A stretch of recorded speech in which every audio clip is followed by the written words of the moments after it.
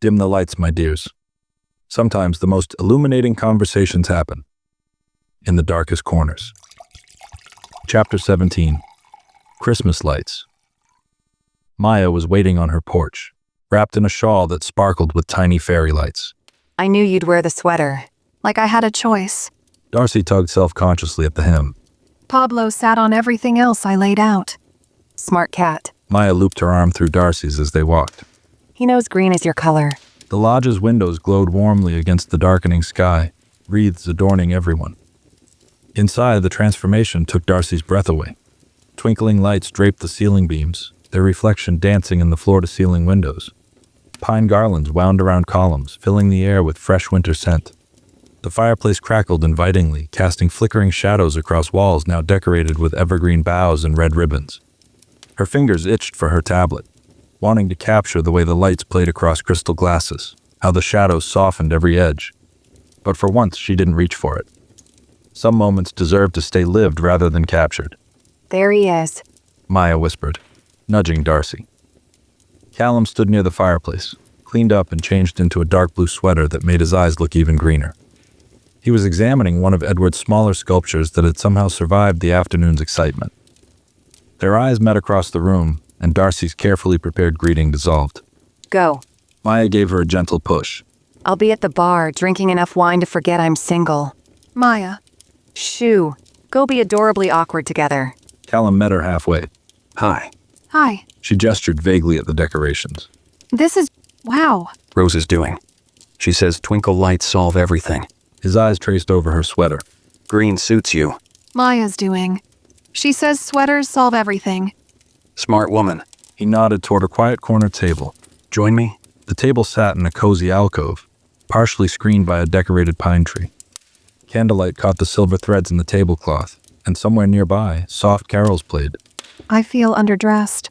Darcy admitted as they sat. I didn't realize dinner would be so... Aggressively festive? His eyes crinkled. Rose goes all out for Christmas. Says it's good for the soul. A server appeared with wine, disappearing as quietly as they'd arrived. Across the room, Darcy caught Maya at the bar, giving her an enthusiastic thumbs up while ordering what looked like her third glass. About this afternoon. Callum started. Which part? The thank you avalanche or the actual fire? Both, neither. He traced the stem of his wine glass. I wanted to say, your comics. They're more than just stories, aren't they? Darcy's chest tightened. She looked down at her hands, remembering how many times they'd drawn pain into punchlines. They started as a way to process things. Bad dates, worse relationships. If I could draw it, I could control it. Make it funny instead of...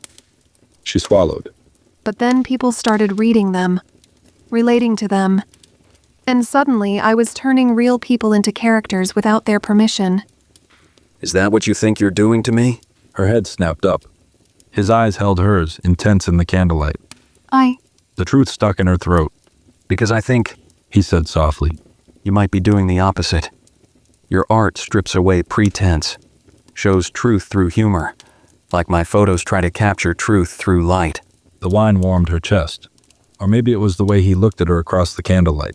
Speaking of photos, I can't believe you caught that moment with Pablo and the moose this morning. Caught is a relative term. I was actually trying to photograph the sunrise when this crazy woman decided to take her cat for a walk. In my defense, it seemed like a good idea at the time. That's what Edward says about his fires. His eyes crinkled as he took a sip of wine. Though I have to admit, your disaster was more photogenic. More photogenic than fire? Much more interesting subject matter. The way he said it made her cheeks warm. Do you always flirt through photography metaphors? Only when beautiful women fall into my arms before breakfast. He leaned forward slightly. Though usually they don't thank me quite so thoroughly. Oh God. She buried her face in her hands. I was hoping you'd forgotten that part. Never. It was His voice softened. adorable, actually. She peeked through her fingers to find him watching her with that intense look again. Adorable isn't usually what I'm going for. No? He raised an eyebrow. What are you going for? Would you believe sophisticated artist with her life together, who definitely doesn't fall on handsome photographers, or let her cat challenge local wildlife? Handsome, That's what you took from that? It's what I'm choosing to focus on. His smile was dangerous in the candlelight. Professionally speaking, Is that what we're doing? Speaking professionally? I don't typically offer to show professional acquaintances my secret spots in the mountains. The way he said it made her stomach flip. No? No, He reached across the table, his fingers barely brushing hers. just the ones who make me laugh, who see beauty in real moments, who thank me 7 times in 30 seconds. It was only 6 times. 7, I counted. His thumb traced circles on her wrist. I liked every single one. The candlelight caught his eyes, turning them into something from one of her more romantic panels. Except she hadn't drawn this. Couldn't have drawn this. The electricity between them was too real, too raw to capture in lines and color. Tell me about your favorite photo. She said, partly to distract herself from how his touch was making her feel, partly because she genuinely wanted to know. Besides this morning's series, But his expression turned thoughtful. there's this one I took last fall. A fox in the early morning fog, just as the sun was rising. She was carrying a piece of bread, probably stolen from our kitchen, but she looked so proud, so unapologetically herself. His free hand moved as he spoke, sketching the scene in the air. I must have taken 100 photos of her, but I've never shown them to anyone. Why not? Some things He looked down at where their fingers had somehow become intertwined. feel too personal to share, too real. Like Richard's photos? His hand tightened slightly on hers. Yeah, though maybe He met her eyes. some things are meant to be shared, with the right person. What about you? He asked, his thumb still tracing patterns on her wrist that made it hard to think. Where's your favorite place to draw? You'll laugh. Probably. Tell me anyway. Darcy took a sip of wine for courage. There's this tiny coffee shop in Toronto. Nothing special about it, really. Bad lighting, uncomfortable chairs, coffee that tastes like heated motor oil. But there's this window seat that looks out over this alley. And She paused, wondering if she should admit this part. And? He leaned closer, firelight dancing across his features. it's where I drew my first comic. I was hiding there after this absolutely horrible date. The guy spent 2 hours explaining why my art style wasn't authentic enough. She rolled her eyes at the memory. So I started sketching him, but making him ridiculous. Gave him a tiny top hat, a handlebar mustache. Started adding thought bubbles full of pretentious quotes. Please tell me this made it into the comic. Issue number 1. She grinned. Though I did change the top hat to a beret. For legal reasons. Of course. His eyes sparkled. Very professional. Exactly. I have standards. She tried to maintain a serious expression, but his thumb was still drawing circles on her skin, and the wine was making everything feel soft and possible. Anyway, I still go there sometimes.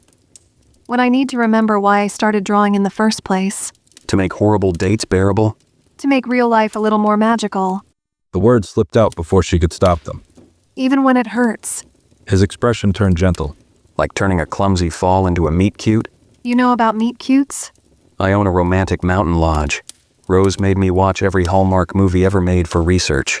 And what did your research tell you about falling artists with badly behaved cats?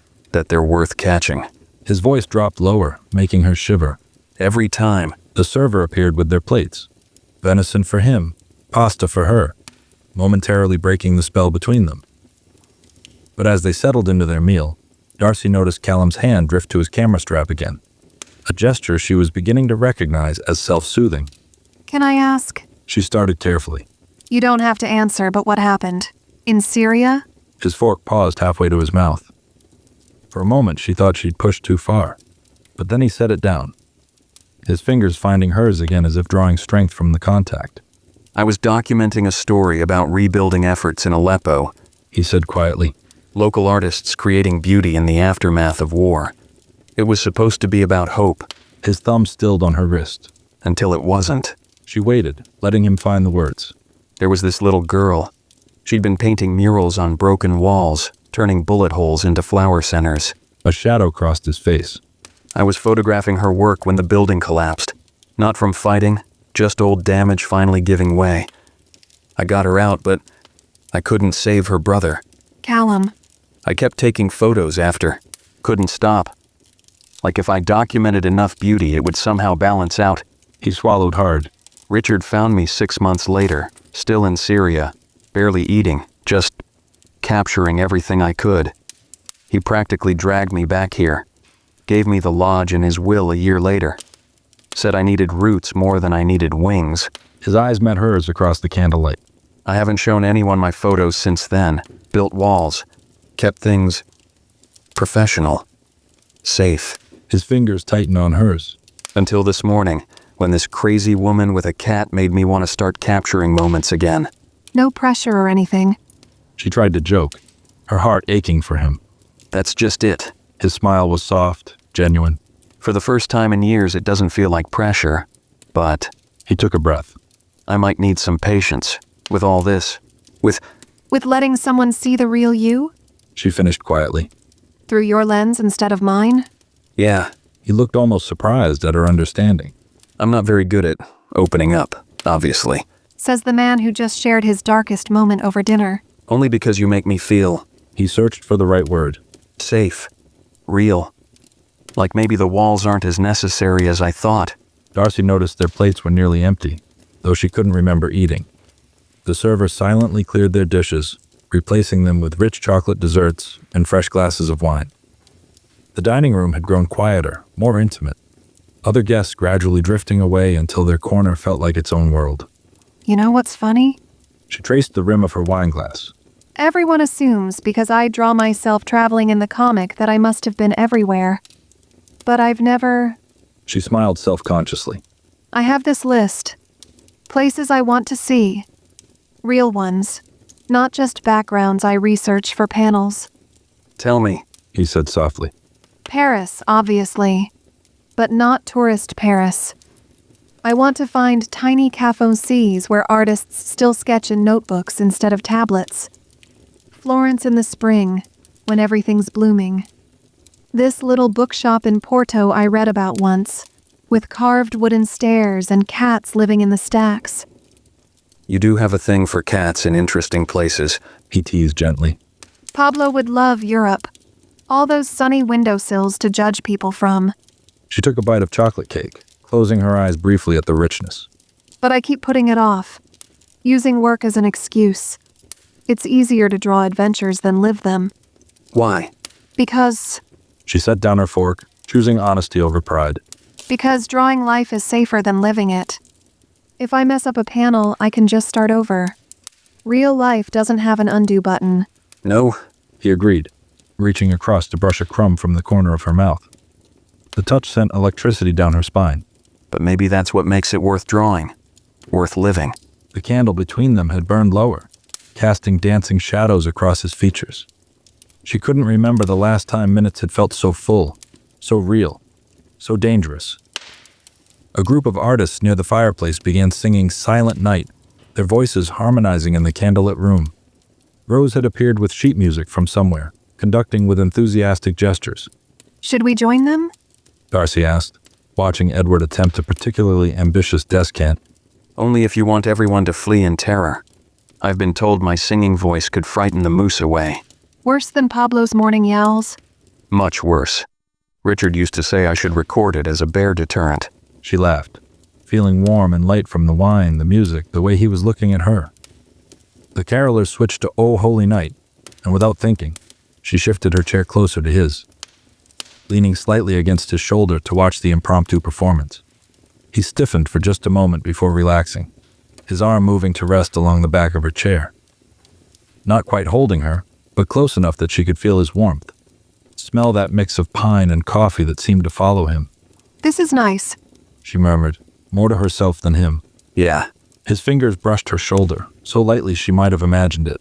though I think some of us are feeling more Christmas spirit than others. As if on cue, Maya's voice rose above the carolers. That's not how Deck the Halls goes. The falalas are supposed to be passionate. From the bar, Maya's laugh rang out, followed by the distinct sound of someone ordering another round. I should probably rescue the bartender. Callum smiled, standing. He offered his hand. Walk you both home after? Darcy took his hand, trying not to focus on how perfectly her fingers fit between his. Somebody should. I think Maya's trying to drink away her pottery innuendos. Her what? Trust me, you don't want to know. His thumb brushed across her knuckles, sending sparks up her arm. I'm finding I want to know a lot of things lately. The look in his eyes made her breath catch. Before she could respond, Maya's voice carried across the room. The mountains aren't the only things that are peaked around here. And that's our cue. Callum laughed, but he didn't let go of her hand as they went to collect their thoroughly festive friend. Darcy thought about her tablet, sitting untouched in her cabin. For the first time in years, she didn't feel the need to turn this moment into content. Some things were better left undrawn, even if Maya's drunken commentary definitely deserved its own chapter.